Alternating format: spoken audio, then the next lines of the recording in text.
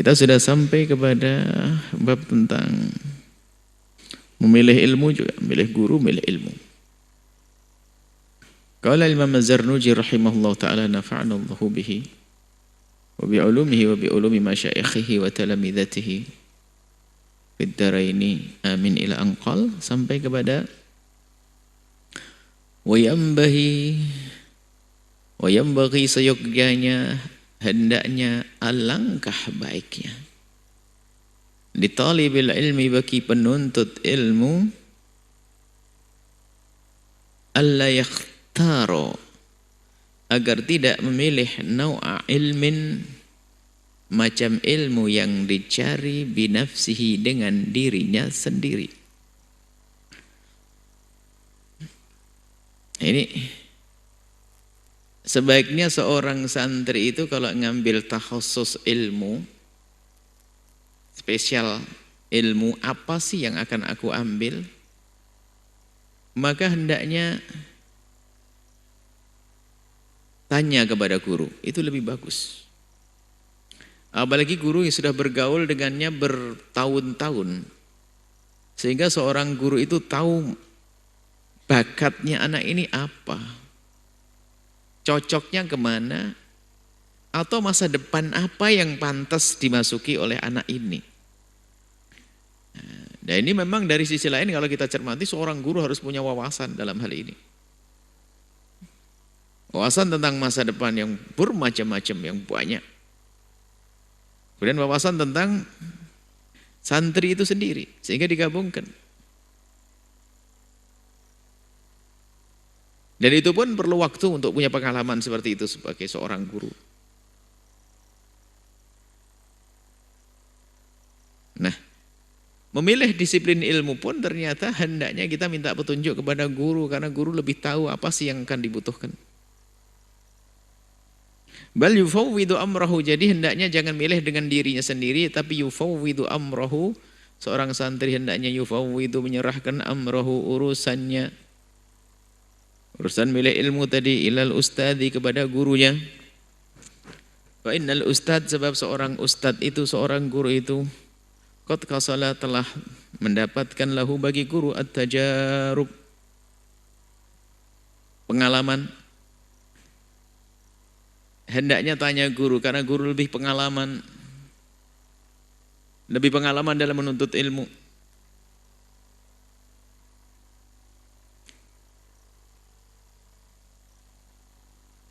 Termasuk program yang dihadirkan di pesantren ini, misalnya Al-Bahjah, misalnya anak-anak hendaknya dibekali Al-Quran lebih dulu di masa-masa kecilnya. Kenapa pengalamannya adalah waktu belajar dulu ternyata di saat harus menghafal Al-Quran, di saat sudah harus belajar ilmu-ilmu syariat yang luas, berat menghafal Quran. Maka di saat usaha kecil, makanya kenapa program anak kecil di sini menghafal Quran dulu misalnya. Dan begitu seterusnya, guru itu sesuai dengan pengalamannya itu, yang kurang sempurna, kurang maksimal, dimaksimalkan dan terus dievaluasi, baru diterapkan kepada muridnya. Sehingga murid itu kalau pengen sukses, ya tanya aja kepada guru gimana caranya. Karena guru yang punya pengalaman untuk meniti kesuksesan tersebut. Bidzalika, di dalam hal itu, maka guru punya pengalaman dalam menuntut ilmu tersebut. Bahkan menjadilah seorang guru itu a'rafa, lebih tahu bima yambaghi, yang semestinya dilakukan likulli ahadin, oleh setiap orang, setiap santri. Wa ma yaliku, dan apa yang pantas sesuai bitabiatihi, dengan karakter wataknya santri ini. Maka hendaknya guru itu bertanya, murid itu bertanya kepada guru, kira-kira saya nerusin kemana sih? Disiplin ilmu apa sih? Kalau seandainya selama ini punya keinginan itu gak apa-apa, sodorkan. Ya Syekh, ya guru, saya punya keinginan begini, cocok gak buat saya? Maka guru biasanya bertanya, kenapa kamu menginginkan seperti itu? Latar belakang ini apa? Sebab keinginanmu apa? Masa depanmu bagaimana? Akan ditanya panjang lebar. Jangan sampai dalam mengambil disiplin ilmu itu hanya latah, ikut-ikutan. Hanya gaya keren-kerenan saja misalnya. Oh ini ngetren lagi rame ini. Sama dalam urusan kuliah dan sebagainya, banyak Yang latah ngambil pendidikan di kampus hanya ngikuti kawannya, sehingga sepanjang perjalanannya di kampus dia stres. Karena apa? Disiplin ilmu yang diambil tidak dia sukai dan tidak ada bakat di situ. Maka sadarkan kepada guru pendidikan agama, apakah saya jadi ahli dalam ilmu nahwu atau sorof atau hadis atau tafsir. Tanyakan guru yang selama ini mengajarimu. Guru kan melihat ini muyul, kecenderungannya kemana anak ini. Setelah melihat, oh ini ilmu hadis, kamu ke hadis saja. Oh kamu kayaknya sedang ke tafsir, tafsir saja. Guru melihat seperti itu. Wa kana Syekhul Imam Al-Ajjal Ustaz Burhanuddin rahimahullah taala, ada Ustaz Burhanuddin, semoga Allah memberikan mencurahkan rahmat kepada beliau. Yaqulu, berkata, karena ada talabatul ilmi, penuntut ilmu di zamanil awwali, pada zaman dulu, yufawwiduna umurahum, menyerahkan urusan mereka, fit ta'allumi, di dalam menuntut ilmu, ila ustadzihim, kepada guru mereka. Fakanu, maka dengan seperti itulah mereka yasiluna, akan sampai ila maqasidihim, ke maksud tujuan mereka, sukses. Wa muradihim, dan kemauan mereka, keinginan mereka, cita-cita mereka. Wal ana, adapun sekarang tahun kapan ya Syekh Zarnuji? Sekarangnya dulu ini, sekarang ini. Wal ana, adapun sekarang, yakhtaruna, mereka memilih li abi anfusihim, dengan diri mereka.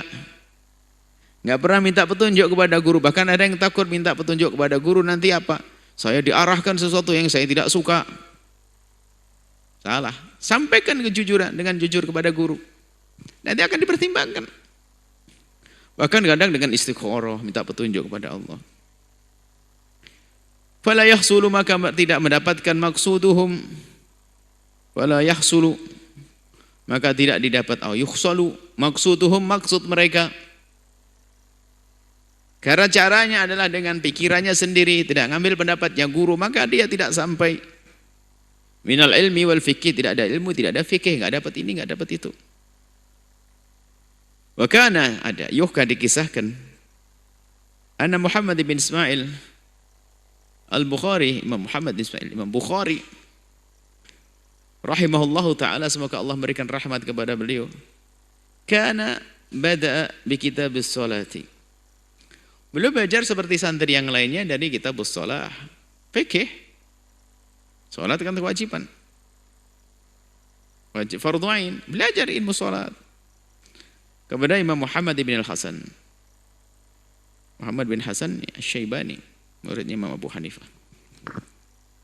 Wa qala lahu Muhammad bin Hasan, gurunya Imam Muhammad bin Hasan rahimallahu taala, memberikan nasihat kepada Imam Bukhari kecil waktu itu.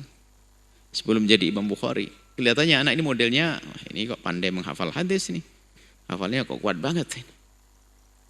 Wah ini sudah jangan ngambil, harus ngambil khusus. Fikihnya iya tetap paham, tapi diarahkan oleh gurunya untuk ngambil. Idhab wa ta'allam ilmu al-hadis, idhab, pergilah kau wahai Muhammad bin Ismail.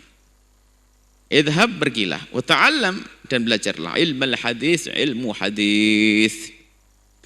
Petunjuk dari guru Muhammad bin Hasan Asy-Syaibani. Dikasih petunjuk sama guru. Lima ra'a, karena yang telah dilihat oleh sang guru, anna dzalikal ilm, sesungguhnya ilmu hadis tersebut adalah al-yaku, lebih sesuai bitamaihi, dengan watak karakternya Imam Bukhari. Wa talaba ilmu al-hadis, wa talaba, dan akhirnya Imam Bukhari mencari ilmu al-hadis, ilmu hadis. Wasara fihi, kemudian menjadilah Imam Bukhari fihi, di dalam ilmu hadis, muqaddaman, orang yang dikedepankan, Imamul Muhaddisin. Enggak ada tandingannya, rakam wahid. Sehingga kitabnya, kitab Sahih Bukhari adalah kitab yang paling sahih setelah Al-Qur'an. Ala jami' a'immatil hadis, mengungguli semua ulama-ulama hadis. Ini petunjuk dari guru. Wa yambahi li talibil ilmi, ini adalah penting sekali. Bahkan guru itu mengerti apa sih kira-kira yang dibutuhkan umat zaman ini. Ilmu apa? Dan ini berlaku saya juga kepada para santri yang mereka menuntut di pondok pesantren ilmu agama, kemudian ingin menekuni dunia, ilmu dunia. Misalnya pesantren-pesantren yang mengikuti acara ini kan tidak semuanya pesantren salaf. Ada pesantren yang di situ ada pendidikan umumnya, ada SMP, SMA dan seterusnya. Maka alangkah bijaknya seorang santri itu sebelum melanjutkan bertanya kepada syekh murabbinya, apa yang seharusnya saya ambil kira-kira? Paparkan keinginan orang tuamu, ayahmu menginginkan begini, ibuku menginginkan ini, saya menginginkan begini, kira-kira yang paling baik untuk saya bagaimana ya guru? Guru akan menimbang nanti. Lalu diputuskan, ikuti, sukses. Bukan semaunya diri. Ini untuk memudahkan, dibantu oleh seorang guru. Dan memang dituntut seorang guru juga harus bijak dan harus punya wawasan dalam hal ini. Kalau tidak punya wawasan jerumuskan dong gurunya.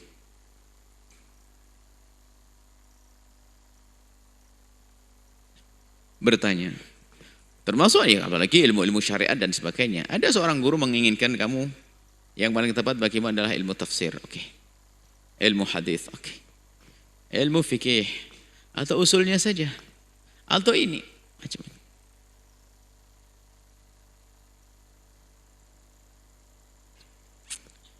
Wayambahi dan soyokiannya. Hendaknya li talibil ilmi bagi penuntut ilmu. Allah ini adalah adab saja. Selesai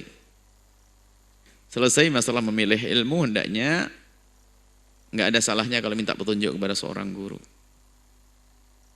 Karena endingnya apa? Pungkasan yang dicari adalah kesuksesan kan. Coba kita pernah melihat dalam alam nyata ini ada seorang insinyur pun ternyata juga nggak menjalankan ilmunya, jadi kontraktor juga enggak. Bahkan banyak orang ngambil fakultas kedokteran, setelah itu juga nggak jadi dokter juga ada. Banyak.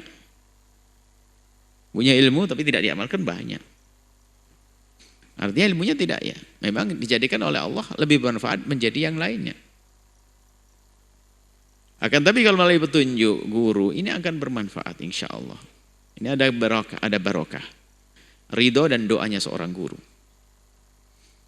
Guru yang punya wawasan, guru yang ngerti perjuangan ya, dia akan ngerti kebutuhannya, tidak akan melarang kebaikan biarpun ilmu-ilmu dunia. Karena dalam dunia, dalam melestarikan semesta ini kan perlu gitu, menjadi khalifah Allah di muka bumi ini kita perlu seorang alim, ahli fikih, kita perlu ahli hadis, ahli tafsir dan sebagainya. Perlu juga seorang dokter, perlu juga seorang insinyur, perlu juga kita kan perlu insinyur yang jujur, yang takut kepada Allah.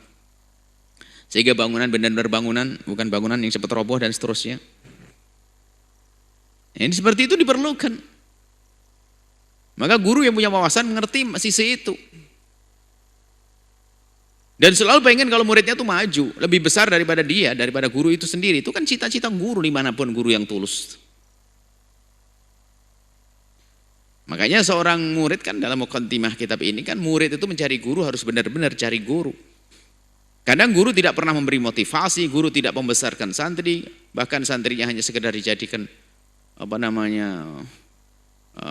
nama untuk mengangkat dirinya sendiri sehingga hanya bangga-banggaan besar-besaran pondok, lama-lama macam-macam. Sehingga tidak pernah ada kerinduan mendidik santri untuk sukses. Bahkan lebih senang kalau santri gayanya ya begitu-begitu saja, jadi pengikutnya tidak bercita-cita menjadi lebih baik dari dia. Nah ini enggak begitu. Kalau ustadz yang sesungguhnya, seorang alim yang sesungguhnya akan selalu merindukan kalau muridnya melampaui dia. Melampaui dia. Seperti seorang bapak dengan anak, bahkan lebih. Bapak seorang anak enggak akan ada bapak yang mengatakan, nak kau tidak boleh melebihi ayah. Enggak ada. Bakal bangga kalau seorang bapak mempunyai anak lebih daripada ayahnya. Sama seorang guru pun demikian. Kalau seorang guru mempunyai murid lebih daripada guru tersebut, hebat, bangga dia. Makanya percayakan kepada guru yang sudah kau pilih sebelum kalian masuk ke pondok pesantren tersebut. Memilihnya sebelum masuk. Setelah masuk pasrah dan patuh. Selesai. Ini adab. Wa yambahi litalibil ilmi bagi penuntut ilmu alla yajlisa qariban minal ustadhi inda sabqi. Yambahi soyokianya litalibil ilmi bagi penuntut ilmu alla yajlisa hendaknya jangan duduk qariban terlalu dekat minal ustadi dari ustadznya, karena itu mengurangi penghormatan kepada sang guru. Artinya duduknya pun ada jarak. Inda sabqi, di saat dia memulai dalam menuntut ilmu. Bi ghairi daruratin, enggak ada darurat. Daruratnya apa? Tempatnya padat. Gurunya tidak bisa mendengar suara kita. Atau kita tidak bisa mendengar suara guru, maka lain itu mendekat sekali. Kalau tidak adalah jaga jarak. Yang maknanya adalah ada satu perilaku kita menghormatinya.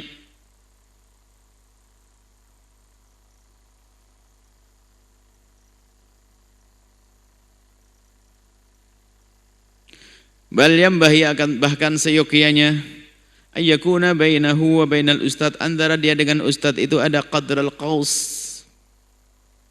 Qadral qausi adalah perkiraan sepanjang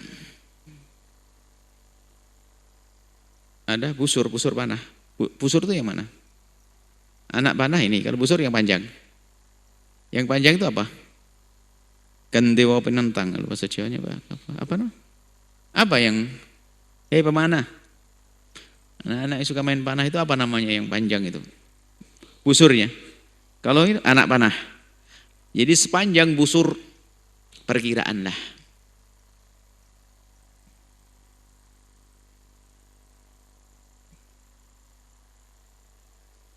Fa inna aqrabu ila ta'zimi, karena yang demikian itu lebih dekat kepada makna pengagungan, pemuliaan kepada sang guru. Wa yambahi, dan seyogyanya li thalibil ilmi, bagi penuntut ilmu, ayyahtariza, menjaga anil akhlaqidz dzamimati, dari akhlak yang tidak baik, berusaha terus menghindarkan diri dari akhlak yang tidak baik, dari tutur kata, dari pandangan, dari pendengaran, perilaku, semuanya yang tidak baik dihindari. Dan memang yang namanya penuntut ilmu itu belajar bukan sekedar belajar ngajar, belajar akhlak, bukan belajar ilmu akal, tapi belajar akhlak juga. Wa innaha, sebab akhlak yang jelek itu adalah kilabun, laksana anjing ma'nawiyatun, yang sifatnya ma'nawi, anjing ma'nawi yang ada di dalam hati.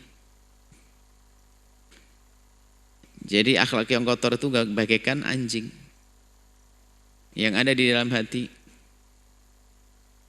Waqad qala Rasulullah telah bersabda baginda Nabi Muhammad sallallahu alaihi wasallam, la tadkhulul malaikatu fi baitan fihi kalbun aw suratun, tidak akan masuk malaikat rahmat, malaikat bukan semua malaikat rahmat. Malaikat Israel masuk bisa, waktu mati. Malaikat rahmat yang membawa rahmat tidak akan masuk rumah yang di dalamnya ada anjing. Surah, gambar di sini ada penafsiran para ulama, surah adalah termasuk kayak patung-patung. Jadi akhlak itu seperti anjing di dalam hati, sehingga malaikat rahmat tidak akan ada di situ. Artinya jauh daripada rahmat Allah.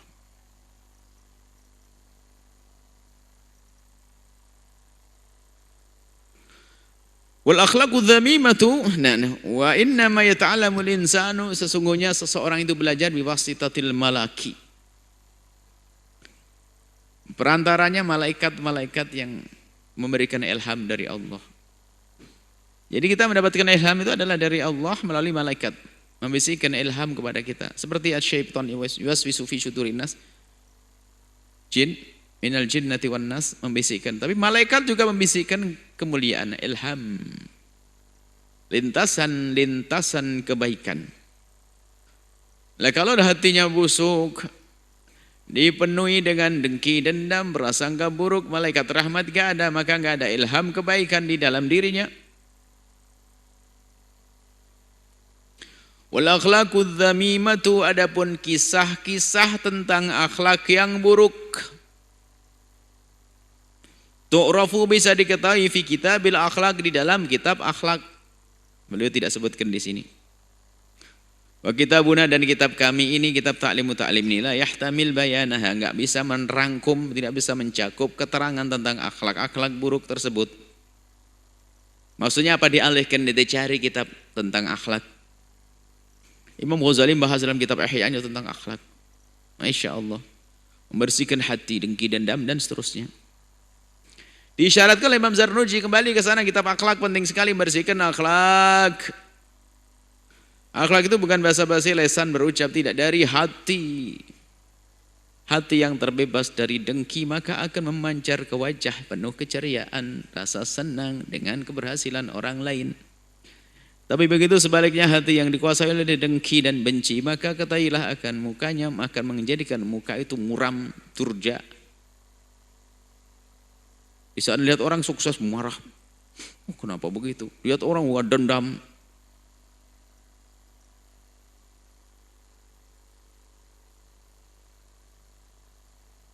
Nah, itu kenapa?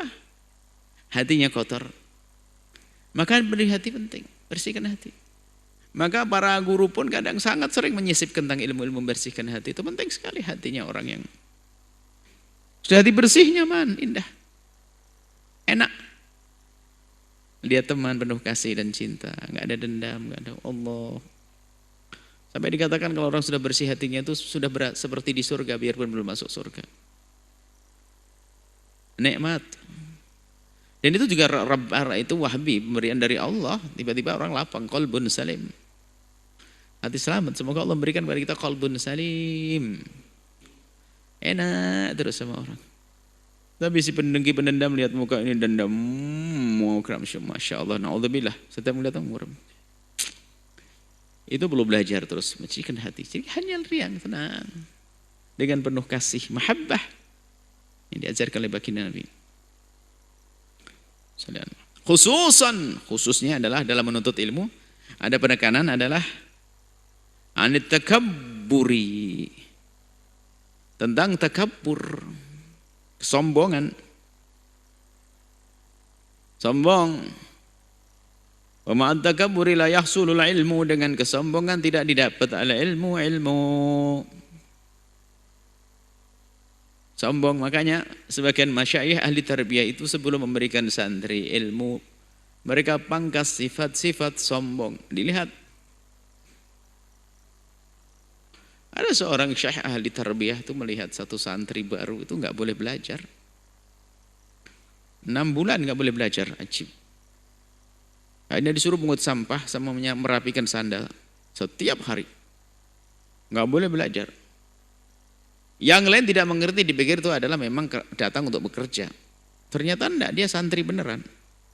Setelah 6 bulan baru disuruh masuk kelas. Didudukkan oleh sang guru di tempat paling depan. Nyerap ilmunya cepat sekali. Sehingga menjadi seorang alim. Sampai guru-guru yang lain berkata, kenapa kalau anak cerdas begini tidak suruh belajar dari dulu? Coba suruh belajar dari dulu. Kan enggak sia-sia waktunya. 6 bulan sia-sia waktunya enggak belajar.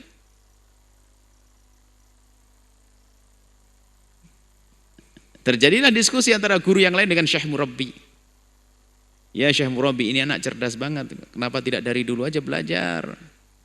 Biar langsung alim bisa ini. Apa kata Syekh Murabbi? Aku tahu siapa dia. Dia anaknya orang alim di negerinya. Aku tidak ingin dia datang ke sini membawa kesombongan, karena kalau dia dengan kesombongan tidak akan mendapatkan ilmu. Tapi justru setelah aku pangkas kesombongannya, maka dia cepat mendapatkan ilmu. Jadi murabbi itu beda. Memangkas kesombongan, kadang-kadang perilakunya murabbi seperti itu. Kadang-kadang merendahkan, sebenarnya dengan merendahkan seorang santri karena ingin terangkat setelah itu. 6 bulan lebih, 6 bulan tidak untuk belajar, mungut sampah. Yang lain makan dan melakukan mungut sampah sana. Sampai dia itu menikmati itu kerjaan baru layak diajari. Sehingga kesombongan harus dipangkas. Imam Ghazali dalam muqaddimah kitab Hidayatul Hidayahnya memang ingatkan agar jangan sampai salah niat.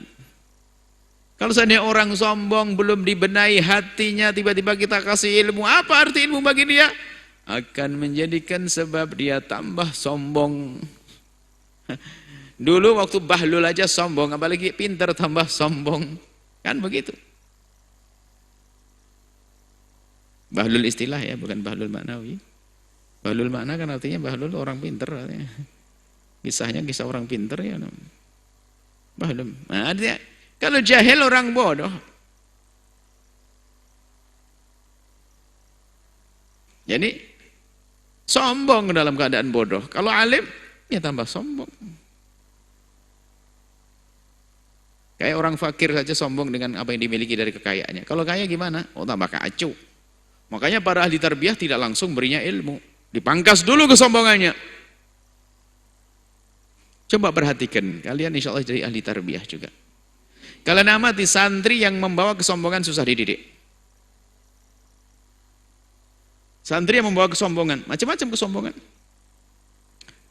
Karena kekayaannya, karena orang tuanya seorang alim, kemana-mana merasa anaknya kiai. Waduh.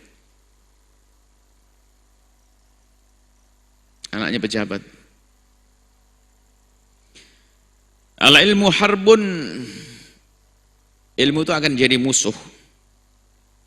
Itu dalam nas. Sebagian teks ada yang kurang itu. Lil fatal muta'ali. Lil fata. Bagi anak muda yang sombong.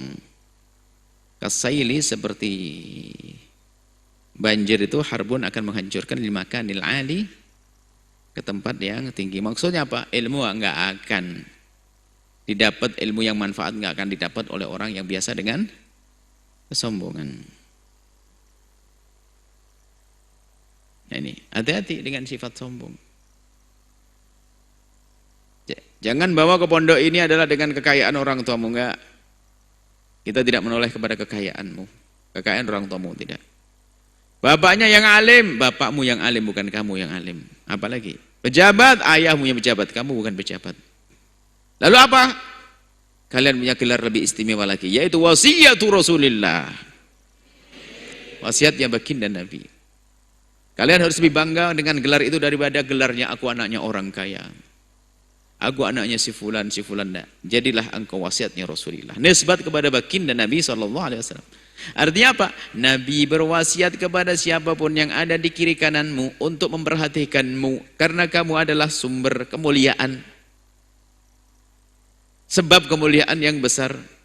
Bersamamu muncul guru yang mengajarimu. Bersamamu muncul orang derma, orang kaya yang berderma untuk pesantrenmu. Terus kebaikan-kebaikan karena kamu. Maka banggalah menjadi santri. Jangan sampai ada orang gelisah menjadi santri. Belum lagi kabar gembira dari Nabi bahwasanya kedudukmu di tempat seperti ini adalah duduk di taman surga. Yang sering duduk di taman surga maka dia akan mendapatkan surga. Maka duduklah di tempat ini dengan ketawaduan, jangan dengan kesombongan. Sebab kalau sombong bersamamu adalah ilmu akan menjadi musuhmu, tidak akan sampai kepadamu.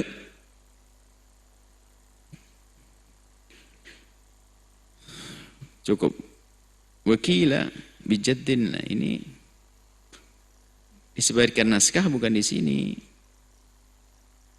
Sebagian naskah adalah itu masuk ke bab berikutnya itu masalah sungguh-sungguh. Mestinya langsung ke faslun fil jiddi wal muwadhabati wal himmati. Kemudian untuk malabuda baru ada 2 bait syair ini. Ini sebagian naskah seperti itu susunannya. Ini baru bicara ini langsung bicara wakila bijatin la bijatin kullama tidak ada hubungannya. Jadi itu adalah dimasukkan kepada bab setelahnya insyaallah. Kita baca pada pertemuan yang akan datang anakku yaitu faslun fil jiddi wal muwadhabati wal himmati. Nasihat untuk semuanya, di pondok manapun kalian berada, wahai anak-anakku semuanya, di saat ada wabah seperti ini kalian harus cinta kepada kawan-kawanmu semuanya. Para santri, dimanapun kalian mondok. Jika ada di antara kalian yang merasa badannya kurang sehat, ada gejala flu, semoga sehat semuanya. Jika ada yang merasa gejala flu, batuk-batuk, hendaknya segera menghindar diri. Tahu diri agar teman kita nyaman dengan kita. Jangan jebres-jebres batuk di depan orang lain, bersin depan orang, pilek depan orang. Akhirnya tidak nyaman. Maka segera minggir, gunakan masker, jaga jarak. Banyak menyendiri, berzikir kepada Allah. Khususnya yang telah misalnya hilang rasa, hilang ciuman dan penciuman. Tidak usah takut, Allah yang memberi penyakit, Allah yang mengangkat. Justru dengan cara, dengar baik-baik. Dengan cara kita peduli dengan orang lain, maka itu menjadikan sebab Allah menjaga kita. Kalau kalian sembrono mengganggu orang lain, maka Allah tidak menolong kalian. Hati-hati, bisa jadi yang ada di sampingmu itu kekasih Allah telah kau ganggu dengan pilekmu, maka engkau telah menyakiti dia, maka Allah akan murka kepadamu. Maka yang punya gejala-gejala seperti itu hendaknya menghindar. Tapi di sisi lain jangan pura-pura jadi orang sakit. Maka Allah Maha tahu, itu seperti orang doa, ya Allah sakitkan aku. Hati-hati yang pura-pura sakit, naudzubillah. Ada santri model-model begitu, lihat, pengen bebas dari peraturan, pura-pura sakit, pura-pura sakit. Yang dibohongi siapa? Gurunya, bohongi Allah.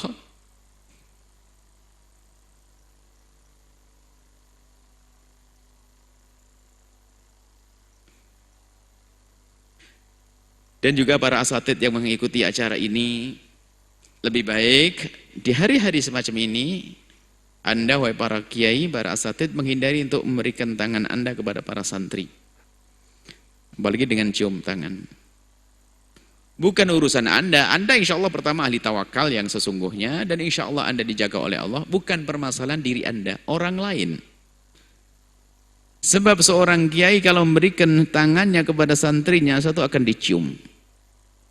Dicium pakai apa? Pakai hidung. Bisa jadi meninggalkan virus di tangannya. Lalu dipindah kemana? Kepada tangan yang lainnya. Maka di hari seperti ini, seorang ustadz lebih baik tidak usah bersalaman. Kalau orang awam, orang biasa, salaman sekali gak ada masalah, gak ada yang nyalamin lagi. Tapi ustadz akan dicari. Bisa jadi gara-gara inilah nanti akan tersebar virus tersebut. Memang yang menjadikan penyakit menular adalah Allah. Tapi Allah juga memberlakukan kepada hambanya sunnahnya, sunnatullah. Maka kita wajib menghormati sunnatullah.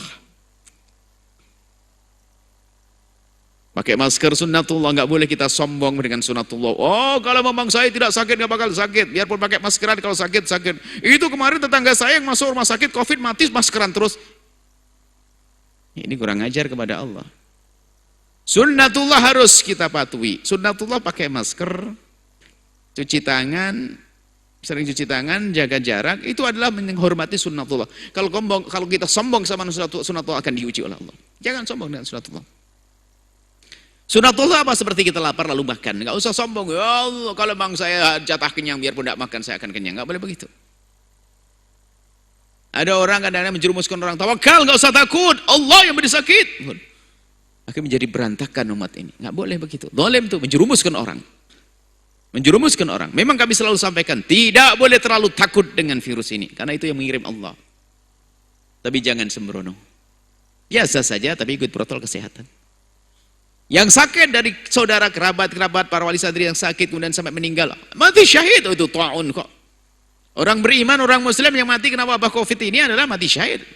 Sabda Nabi menyebutkan ta'un. Mati karena ta'un, mati syahid. Apa arti mati syahid? Sedetik saat dia dicabut nyawanya, dihapus dosanya oleh Allah. Beres, tuntas. Nah, cuman kan nggak bisa diminta. Dan tidak boleh juga kita langsung mencari orang biar kita kena virus. Nggak, bunuh diri namanya, nggak boleh. Itu jatah dari Allah. Pemberian dari Allah. Ya, semuanya jaga diri. Dan lapor kalau ada yang bau ciumannya hilang, lapor kepada orang yang mengerti agar diberi solusi, termasuk diantaranya minum-minum yang anget-anget, minum madu, jahe segala macam, banyak minum, gerak, matahari segala macam. Yang riang nggak boleh terpuruk, khususnya yang sudah kena virus. Mungkin ada yang menyaksikan acara ini karena COVID, bikin riang. Bayangkan seolah Anda melihat baginda Nabi, ikut bersama Nabi, ikut bersama guru, ikut bersama ya Nabi, suara yang nikmat, asik gitu. Jangan terpuruk kok, seolah-olah membayangin malaikat Israel datang. Kalau malaikat Israel datang, biarpun tidak kena COVID, mati juga kok. Biarkan. Sudah ada jatahnya, sudah ada harinya, sudah ditentukan. Tinggal kita menjaga kesehatan kita. Yang lagi sakit, jangan khawatir. Mungkin ada para santri yang keluarganya sakit, bilang untuk riang. Karena itu maka yang di pondok jangan bikin mereka gelisah. Bilang Abah Umi yang sehat ya, doain. Yang lagi sakit, doain yang sehat. Oh terus bikin riang, insya Allah sembuh. Baik, semoga Allah menjaga hati kita semuanya. Menjaga jasad kita. Menjaga silaturahmi kita. Menjaga masyarakat kita. menjaga kita di dunia dan di akhirat, muliakan kita di dunia dan di akhirat. Semoga Allah memberikan kepada kita ilmu yang bermanfaat. Semoga Allah mudahkan kita untuk mengabdi dan berbakti pada guru-guru kita dimanapun ini para santri mondok. Bisa menghormati, memuliakan guru-guru kita, sambung dengan guru kita. Semoga Allah mudahkan kita untuk berbakti pada guru kita. Allah memberikan kepada kita ilmu yang manfaat. Allah mencintai kita. Semoga Allah mengampuni guru-guru kita dan orang tua kita yang sudah rumah tangga dijaga rumah tangganya dengan penuh keindahan, yang belum dijaga kehormatannya, yang sakit diberi kesembuhan. Bagi siapapun para wali santri mungkin, atau siapapun yang sempit rezeki dilapangkan dengan rezeki yang halal penuh berkah. Jadikan hamba yang saling mencintai karena Allah, saling mencintai karena Allah, saling mencintai karena Allah. Panjang umur, sehat afiat, husnul khatimah. Al-Fatihah.